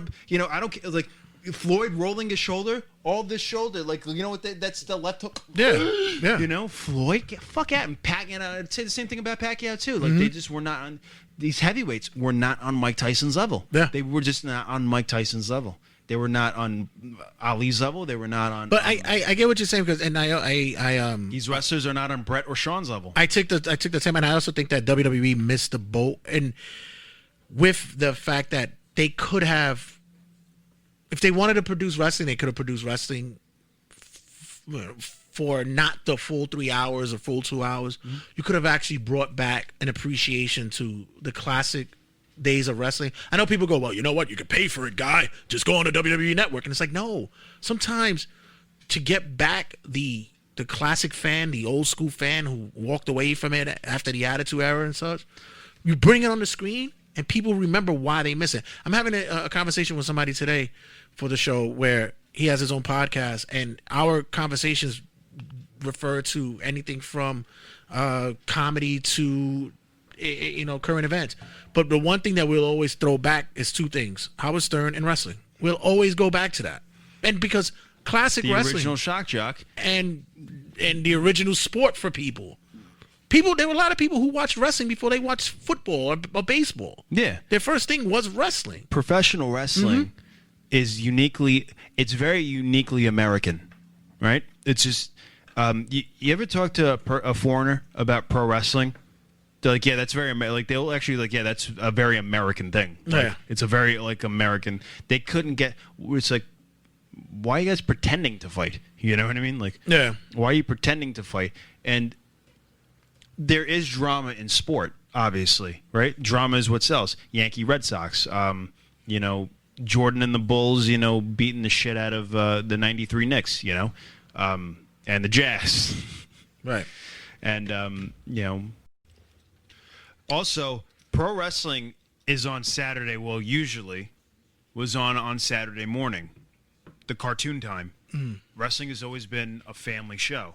It's always been a circus. It's going to the circus now. Yeah, it's funny because we had a cutting a promo about that not too long ago where we discussed just how that was lost with today's modern day of wrestling, where everything transitioned into one thing. Especially in New York, we had cartoons, then went into wrestling, and then we had the martial arts hour, and then went into wrestling again. It all basically tied into one thing, and I think that we lost that with how the target audience left. And like you said, competition, iron sharpens iron. WWE had a strong hand in not having competition for a long time. I discussed that with people who were just like, WWE, because if you watch, like, all right, so it's 2020. It's been 19 years since the end of WCW. Right. So you have older guys, not old, but like in their 40s, guys who were in their 20s or mid to from 20 to 30 in the turn of the century. It was like, wasn't there another? And then because they like, oh, they know, but like they don't remember, right? They're not wrestling fans. And I was like, yeah, it went out of, Ted Turner sold WCW to Vince McMahon. Vince McMahon has been able to have a legal monopoly for 20 years. Yeah. Right? He's found a way to cut corners, go through the legal loopholes, and be able to have... Well, as long as there's an independent promotion You can't. You can make an argument that, hey, I'm not the only game in town. But it's the only game in town where you can make money. For a long time, it was the only game in town where you could make money. So, does that mean business is good or business is bad? I think once it's that's all in the hands of the viewer. And what makes the business good and what makes the business bad. And if you keep if you keep throwing shit on the screen and people still watch it, then do you think still good business? Do you think basketball business is good? As of right now? Yeah. I think the way that they handled everything during this time period, yes, because people stood home and they were invested on what. And it's funny because what the two teams ended up being in the finals actually benefited the fans and the NBA, because you had the hated or loved player on one end and you had the big underdog team on the other side. Do you think baseball benefited now? Yeah. Do you think baseball? Here's the thing with baseball. You and I are big baseball fans. Mm-hmm. Baseball does well when the Yankees are doing well. Yes. And everybody who's not a Yankee fan hates that comment, and this will explain. The Yankees are the heels of baseball. Well, not because they do anything that's bad. Right. It's they're the Yankees. It's the fucking Yankees. To me, they're the New York Yankees. To you, they're the fucking Yankees. Now, to me, I get to sit here with a shit-eating grin on my face going, 27 World Championships. Right. And you get to be like, we could have that argument all day. Right. But when the Yankees are all right, the Yankees haven't won. This is the first time that they've had a drought since the 80s, right?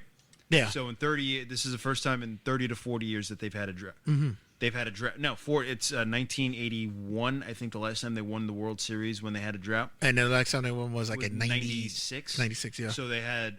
Oh wow, that's a long, 15 years. That's a long drought. Mm-hmm. That's a long. And this one right now is what last was 11. Was it 11? No, the last. I think it was World 07. Series, no. 08? No, 09. 09. I graduated high school in that. Right, 09. So it's significant. It's a significant drought. Yeah, and I remember even a couple of years ago in 07. No, in 17, a friend of mine who's a diehard Met fan, was like, the Yankees are due. Even then, he's like, it's the New York Yankees. Like, you just expect, like, the Yankees. But I think that's the other thing, too. And the Yankees have always been, they're not allowed not to make the playoffs. They're just not allowed. You know what I mean? It's funny that you mentioned the Yankees, because when it comes back to wrestling, I believe it was Eric Bischoff who said the days of the modern day main event prototype wrestler for who's the big money draw died with John Cena. You think so? Well, John Cena was the last marquee name. Right, the big marquee name. And Eddie Guerrero, when he was champion, very good point, where he was worried because his name was on the marquee, and Chavo said, bro, it's not the days of Hulk Hogan are over. It's wrestling's on the marquee. WWE's on the marquee instead of like Hulk Hogan. And that was the beginning of the end of the marquee, because, WWE's not dumb. They have a Mexican champion. They did a lot of touring in the Southwest. Mm-hmm. Duh. Yeah.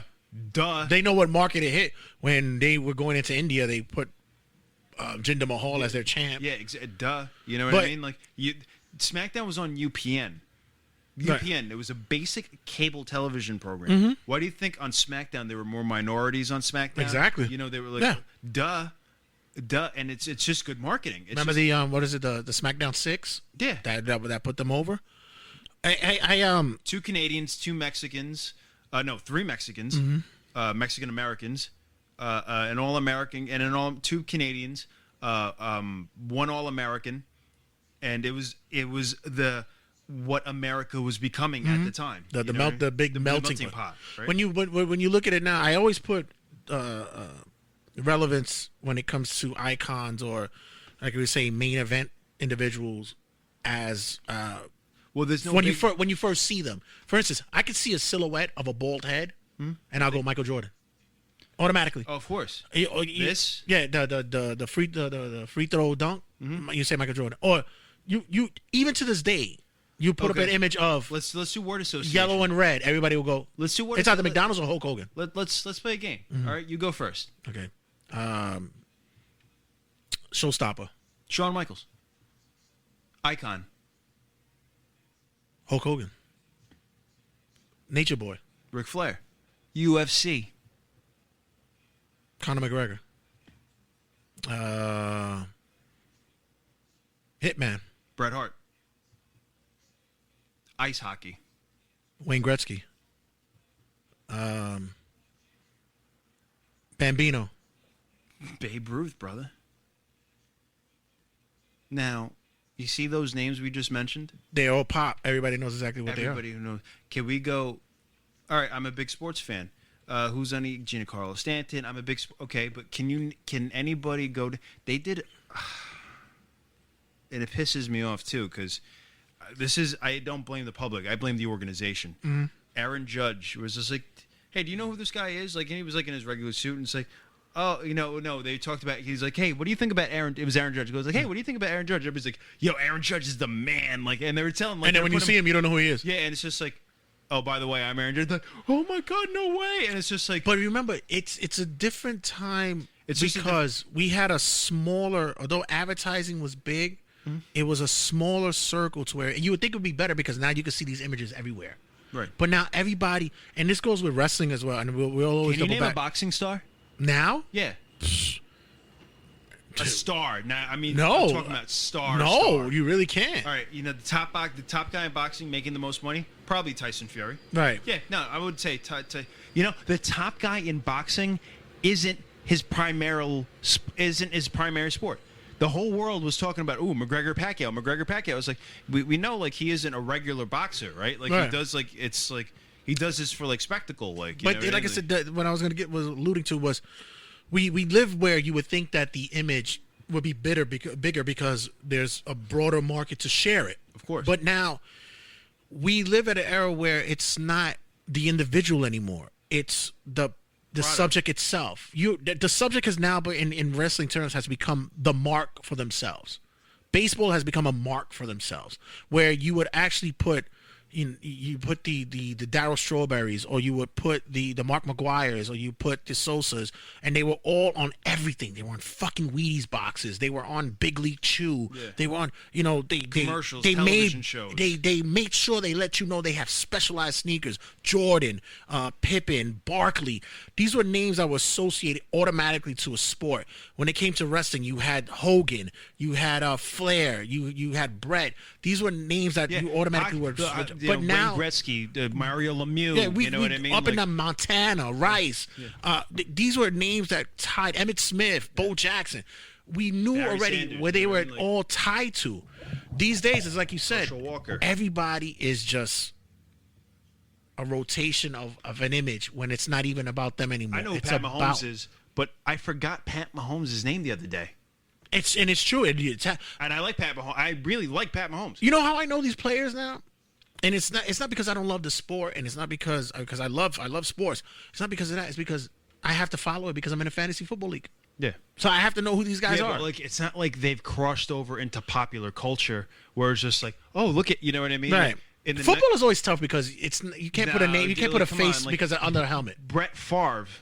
Yeah, but still, Brett Favre was in Something About Mary. Right. But And you know that what? was But you know what's funny though? People when he first came out, a lot of people said it when he first went on screen, they didn't know who the fuck he was for a second until she mentioned it, and it was, oh shit, that is Brett Favre.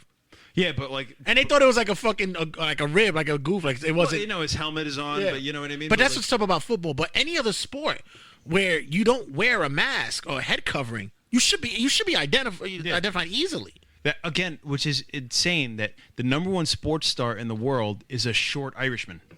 And the last, and what he reminds me of is another time. The last recognizable baseball player, in my opinion, is Derek Jeter. Exactly. That's the thing. That's what Connor. I love, not because I'm Irish and he's Irish. It's just like he also reminds, like, the cult of, like Joe Rogan says, it's just like, the whole world is freaking out because this guy's fighting. It's not just because, like, it's what he does in the octagon, yes, but it's like his cult of personality. He's a cult of personality. Yeah. Those guys we just mentioned, all of them, wrestling, like, they're cult of personality. When you say cult of personality, what name comes to you in wrestling? CM Punk. Yeah.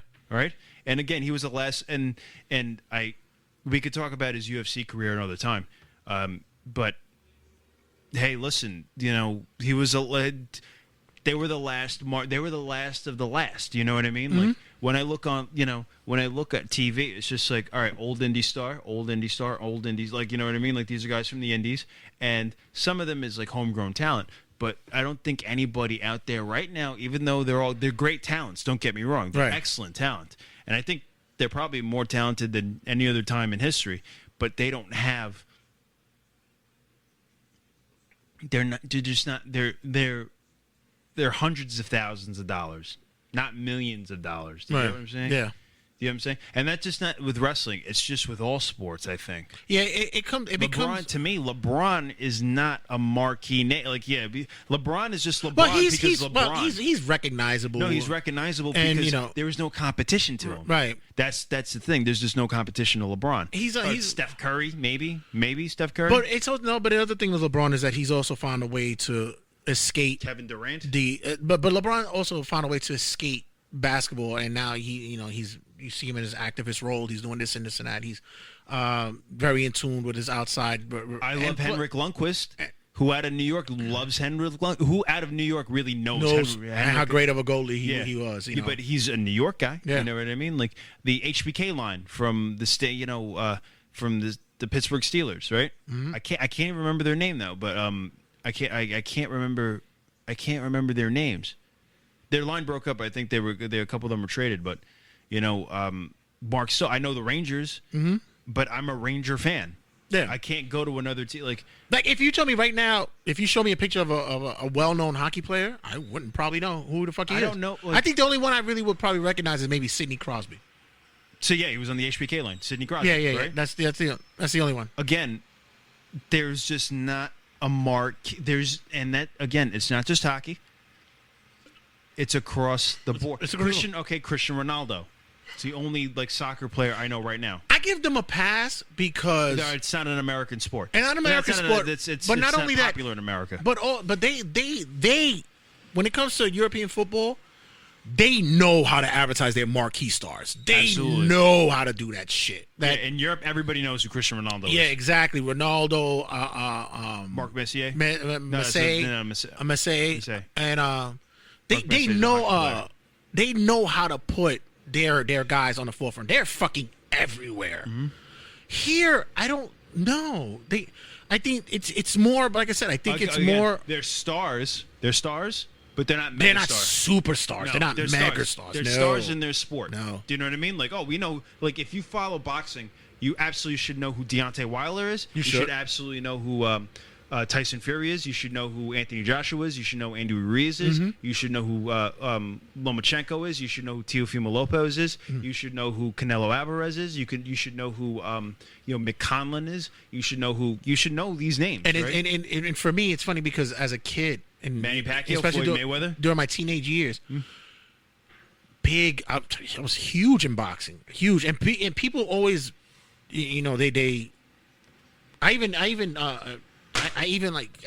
sometimes I forgot how well versed I was in boxing because I was so into it. Mm-hmm. And even to this day, when I have conversation with coworkers about boxing and all this shit, they look at me like, "Wow, you really know your shit." And I go, "Yeah, I forgot it." These days, it's not there anymore. There's no. The only thing that I appreciated when it came back to boxing was the Premier League. I loved the way that was set up. Yeah, I loved the Premier Boxing League. I loved that. But like I said, there's no major star. Floyd Mayweather was a major star, and I believe he killed that. You think so? Yeah. How? I think he killed it because. Oh, you could argue John Cena killed the major wrestling star. I don't think he killed it. I think that there was no competition. He put to rest what it was to define what it is to be there at that time, and no one right now in this landscape can get to that point. You don't, as much as you want to sell me Roman, he basically looks like any other fucking model that you could see in any fucking. John Cena was organic, right? With Floyd killed that whole marquee because he didn't. Honestly, he wasn't the dominant boxer that people give him credit to him to be. He's a great defensive boxer. Don't get me wrong. No. But when you walk the walk and you talk the talk and you strut in there and you do the business and you handle business as a boxer, to me, boxing is about putting your opponent away. Here's the thing. You know, when he fought Conor, right? Mm-hmm. Now, I watched a lot of Floyd's fights beforehand, right? Just to be familiar, because I think the last... And that's why I love boxing, because everything was about, I want to see somebody get put, not knocked out. I want to see him put away. The last time I saw... if nobody's put away, there's always an argument for a rematch. That's the thing. And that's a great argument. Yeah. Yeah, but nobody's doing it. You know, I get the head because it's all trauma. this. It's all money. No, of course. Because everybody, it's not about one match. It's always about the next match or the following match. Whatever. But you lose millions of dollars focusing on the next. Yeah, and millions of dollars. It's bad booking. It's like bad booking. Bad booking. You know, and again, with wrestling, yes, you think long term. Yeah, it's long term booking. But here's the thing: pencils have erasers. Yeah. When you already have something printed, your poster printed on the like, that's my next champion. Like, please don't forget you have an eraser on your pencil. Yeah. Before we got to wrap it up because we already have no an politics. hour. Yeah. No, I know, and I don't really want to go heavy on it either because, you know, who I'm voting for. You know who you're voting for. Well, you know, I say it on the show. I don't vote anyway. I really don't. I really don't. You know, that's a great bit because you know what? You could actually see the logic behind his point. Yeah. You know, he goes, you know, people are like, well, you know, you didn't vote. You shouldn't complain. He's like, fuck you. I get to complain because I didn't vote. I would love to close the show with a call-in bit. That whole his reasoning, his on it, and his show for it. Yeah. But I'm not allowed to. But it's very significant too, and this is why I picked that up. Although I've been a colonist for so many years, but what do you think he honestly think of Donald Trump? Honestly, he would love it. Honestly. He would love it. He would love it, and he would honestly say, and me being a colonist, he would love it so much because he says, you know what? You did this. The people did this. Mm-hmm. This is not something that he created. This is not something that he put together. Here's the thing. He would say, you guys made this. I watch you on social media, and I know you're not a big fan of him, but do you think his public persona is different? You ever see that Saturday Night Live bit with Phil Hartman doing Ronald Reagan? Yes. And he goes, oh, hello, and, you know, he's Reagan. And then when the doors close, he's like, listen, guys, this is who we sell arms to. You know what I mean? Like, do you think, like, since he wasn't, Donald is a fan of professional wrestling. You think, like, at his rallies, he's like, you know, these sons of bitches. Like, that he's living a gimmick? That he's like selling a gimmick. When he's like behind closed doors, when he's really doing the businesses of the country, he's selling a get. You know, you don't think so? No, and I think he's a lot smarter than he lets on. No, and I really don't think the guy lives in a golden tower, bro. Like, think about it. That means nothing. You know what? Really? When you come into the casino with a full deck with a loaded hand, you can do whatever you want. Fine. He walked into the game, and I'm gonna explain something to you quickly about this, and it goes to the ties of this. If he would have handled COVID properly. He would have easily won. It'd be cakewalk. I would have even probably voted for him if he'd have handled COVID properly and admitted to it. But the problem is with him is that he took COVID as if it was a person rather than what it really was. And that's the problem. His ego does not allow him to take something on and become something of a champion to defeat it or knock it down. He has to. Well, there's one more debate, and I'm very interested to see how it goes. Yeah. And lastly, when it comes to him as a person, I believe that he is that type of individual that walked into the room where individuals were wearing masks who wanted to stay doing social distancing, and he walked into the room without his and he told them, take that off, you look ridiculous. I believe that he's that individual. His ego was bigger than that. This is why he didn't want to debate. And to me, like I said, I don't want to. I don't do the whole thing. You, like I said, you know who you vote for. I don't want to vote. But the conversation that I'm always grateful to have with you, that we have with this, is because although we're and to me, I'm not on any side. I'm not on any fence. It's funny because he messages me, and the first thing he messages me is like, "Well, you don't like me anymore, you fucking Democrat." But I don't have that feeling. Okay, I go for I want what's right for this country. Okay, and I appreciate that. And what I, you know, pun intended, what I believe is right. Because let's also remember, these are all just ideologies. Right. Right. What I believe is right. What my personal convictions and my principles tell me that is right. Some other people have differing principles. I believe mine are right. You could believe yours are right. All right. You could believe in, let's just say, free universal health care. You believe that's a right, and that's one of your core beliefs, right? Your principles, right? My belief is No, it's not a right. It's a privilege, and you have to earn that privilege, and we can discuss that, right? Now, I don't believe that I'm on any side either. It's just my personal convictions and my beliefs and principles fall under the umbrella of what we call modern conservatism. That's represented by the modern Republican Party. Right. Is it really modern though? I would say because so. modern means to me standards. modern to me says like by today's standards, and also I also think about it more of a youth push for it. Well, here's the thing too, and I would love to see a more youth push in that. Well, you have that guy Dan Crenshaw, the guy with the eye patch. He's pretty cool. Right. So here's the thing: he's a millennial, just like me. You're Generation X, right? So right now, like in another generation, you'll be the leader. Right. In another 2 generations, I'll be the leader. Get it?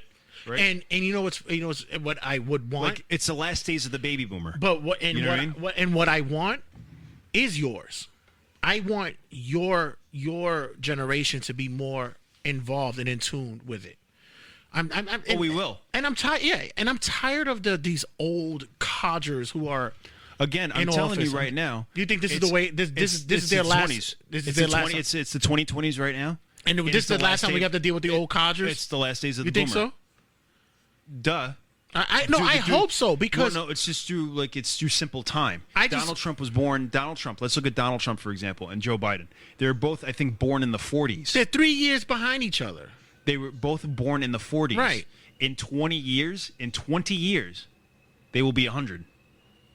Yeah, but still, I don't. But my whole tiding with all this is that I do not want to see on it, and it's on both sides, where it's you're tied as a youth, tied to the old ways, because that's what you were brought up to. Because everything begins in the household, and that's what 10-4. it is, right? So this is where my argument becomes, because even now with a 13-year-old, I have these conversations, and the things I know it's ridiculous that I said that. No, it's because I remember her when she was like, yeah, that's the thing. And with that, it's like, even the certain things that I say coming down the line as a person who doesn't have, alliance or allegiance to any sides, where I'm just a straight shooter down the line, like this is what I did. She even looks at me like, you old sound, man. yeah, exactly. This is music. No, I'm saying, like, I was thinking, like, just like Eddie Van Halen played the guitar, and I listen to music, and I'm just like, and I'm gonna be 30 in December. I wish I could play Eruption, man, because that 30. Was such a fucking great 30. I'm gonna be 30, right? So, I'm a young man, young man. Yeah. And I'm just like, even this isn't music. You know what I mean? Like, but I do have to ask you this. Like I said, you're on one side, and you're well, two things I ask. Is it because you feel that his policies, his standing is better for this country, or is it because you don't want to cross a party line? No, not true at all. Because both parties have become representative of very differing ideologies. So you rather deal with the devil you know than the devil you don't? Well, here's the thing. Whether the man with the hair is honest about his convictions, what he's saying is representative of my beliefs. So whether he believes them or not, there needs to be law and order in the country. I'm like, yeah, bro, 10-4, 100%. You know what I mean? Yeah, and whether he believes that or not, whether in his heart he's like, yeah, that's absolutely, like, you know what I mean? Like, and you know what? You know what's scary? And usually, and I'm going to be honest with you, if it was somebody else other than you, I would have probably said, yeah, we're not going to be friends anymore. Yeah. There's people that we know that's on social media right now that we know that I go, yeah, I got to put you on break because you have no... Fuck them. And people we know is like, I got to put you on break. But the thing with us is that I've never had that ill, because we've always had conversations. And you're also that kind of... You walk the line of common sense when you know that, yeah, this isn't right. Well, but no, I gotta be on the side for something. I'll give you an example. But right? When I watch him talk, right? when I watch him talk, it's almost so like, dude, like it's like, can you ever like look the country in the eye? No, you know what I mean? And if that was any other man, and you know better because you're a street dude, if that was any other man that spoke to you that way, what would you think of that person? Bro, like, there's no, like, can you check in between your legs? No, like, but not only that, Like, not only that, you would also believe that if you can't look a man in the eye, always look eye. There always something. And listen, I have a thing with my eyes. No, we know. No. We've been looking each other in the eye the whole conversation. But we always do. But here's the thing. You know that I have a complex with my eye thing. You know, my eye thing. But I always find a way to have a conversation with somebody because of my uncomfortability with the way my eyes are. Yeah. But I still find a way to do that because if I'm trying to convey something. Oh, really? to you, I never noticed cockeyed. Fucking asshole. This is a day to show that dies. No, but when I ever try to have this, to speak, to communicate with somebody, that shows that there's two individuals that are having a. Once somebody starts doing this, looking all over the place bullshit, you're trying to sell me. You're trying to be something, and that's the work of a con. Yeah, and it's just like, and that's what I'm asking. You know that you see him do that. Like, don't con me. Yeah, like I don't feel like he's. I really feel like I want to have you know what I wish he would do, and this would be to his benefit. If he would, because he talks a lot of shit on Twitter. Mm-hmm. That'll give anybody. He talks a lot of shit on Twitter. If he would have said, when Joe Rogan's like, yo, I should moderate the debate, right? I should moderate and he goes, let's do it. If he actually was like, yo, Joe, let me sit down. Let's have a 2-hour conversation. Smoke your weed. Let's have a 2-3 hour conversation with the president. You could have a sit down conversation with the president of the United States. Mm-hmm. You know what I mean? And like he could be, it's like, yeah, I'll be real. Yeah, it's like, right. Yeah, sure. I thought differently about this. I thought differently about that. But you know what? I thought the country was going in this way. And you know what? Part of it, and if he would have openly said, part of it is ego. I want to see myself as president of the United States. Yeah. And be real. But there's no money in that. You know why? Because it comes out in the books later. That's where the money's at. The books? Yeah. But the Joe Rogan, what I mean? Like, it would have won him the like you election. said, he learned the way of the card. He learned the art of the card. That's where the money's at. The money's at. You ever read The Art of the Deal? I want to read it really bad. Oh my God! I really want to read it. I want to see because it's written. It's a ghostwriter, right? And it's a ghostwriter, and it's also, oh my God, it's been torn to shreds. Yeah, but I heard it was like a good read if you want to goof on shit. Really? You think so? Yeah. Because you know why? Because a lot of his theories doesn't come from him. It comes from a lawyer that was his pseudo mentor. I believe is Ray Cohen. His son. Have you ever listened to Don Jr.? Don Jr. is dating the Irish Puerto Rican girl with the fat ass. Yeah. Another moron. You think so? I think he's very well spoken. I think completely. Listen, you could train a monkey to do sign language. Doesn't mean that they're great. They're fucking intelligent. Really? Yeah, I'm telling you. But that's another thing. But as always, gotta close it out. We'll always do it. But let everybody know where they can get you at. My friend. Good Hank Flanagan. Instagram. Slide into those DMs. Or fucking don't slide into DMs. I don't give a shit. Come on. Show some of them pics. You already know them ladies are coming through. I know. Yeah, they are.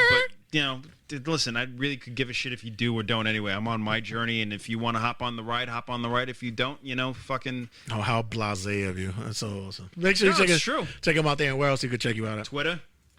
Anything upcoming? G. Hank Flanagan. November 7th, NEW in Connecticut. Okay. There should be a live stream on that. I'll be posting that on Facebook. Yeah, send that to me. I want to be part of it. Yeah. Check out MVW. Like them on Facebook. It's our mutual friend. He has a hand in that, so we'll talk. Literally, about that. He has a hand in that. Literally. I don't know. I don't know. So that's about it. So guys, when we come back, we have much more to go, and I'm gonna think about something that you had told me about earlier. So I'll elaborate later on that. So guys, don't go anywhere. Stick around. Yeah, I know, right? Scary. All right, stick around. Turnbuckle Tabloid. 3, 2, 1.